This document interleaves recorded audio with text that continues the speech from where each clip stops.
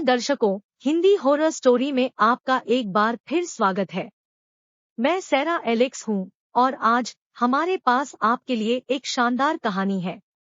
इससे पहले कि हम गहराई में उतरें, सब्सक्राइब कर लें और नोटिफिकेशन बेल दबाएं ताकि आप हमारी डरावनी कहानियों को कभी न चुके।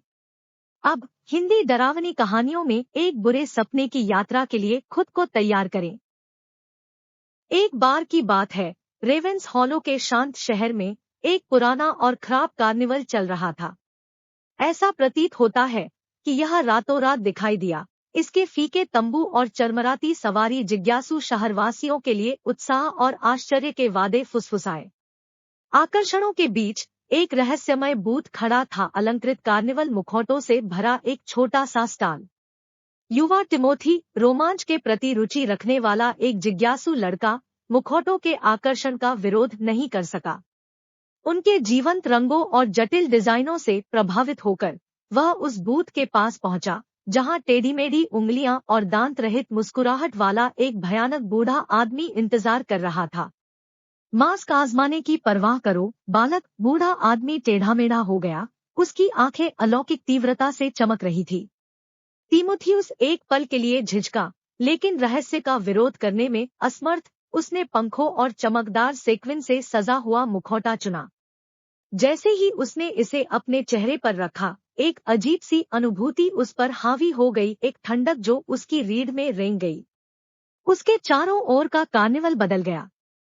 बच्चों की हंसी दूर तक गूंजती हुई गूंज बन गई और एक समय का जीवंत माहौल एक बेचैन कर देने वाले सन्नाटे में बदल गया।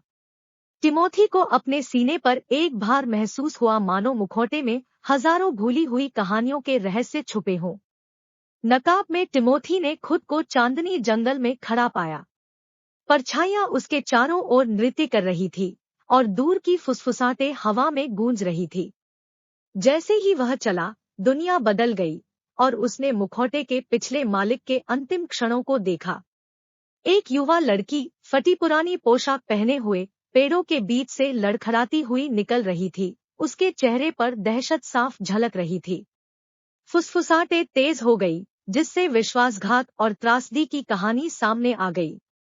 मुखौटे ने टिमोथी को लड़की के अंतिम क्षणों की हर भावना, हर दिल की धड़कन का अनुभव करने के लिए मजबूर किया।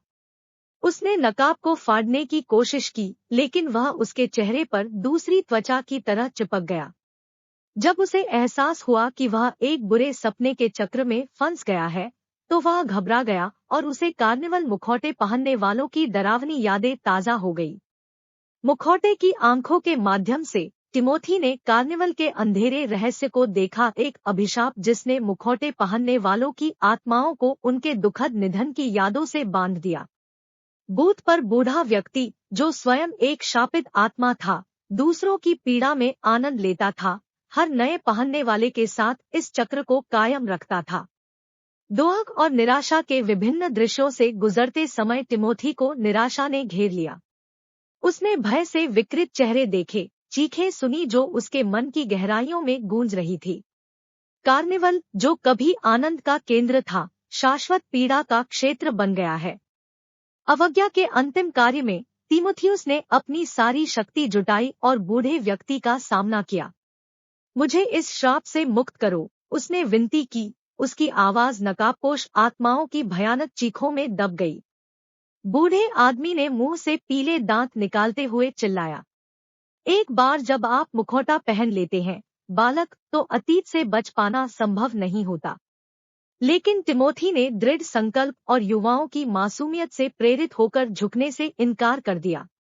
साहस की वृद्धि के साथ उसने अपने चेहरे से नकाब हटा दिया और उस अभिशाप को तोड़ दिया जिसने उसे कार्निवल के दुखद इतिहास से बांध दिया था।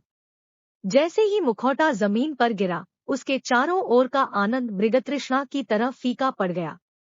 टिमोथी ने खुद को बूथ पर वापस पाया, बूढ़े आदमी की मुस्कुराहट की जगह खींचने ले ली।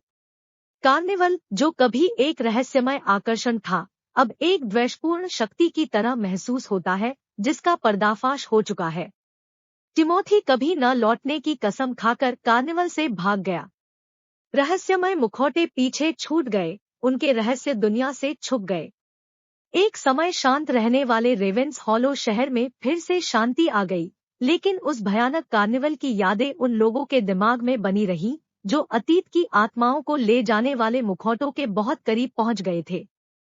वह रोंगटे खड़े कर देने वाला था। यदि आप इस डरावनी यात्रा से बच गए हैं तो लाइक करें और नीचे अपने कमेंट करें।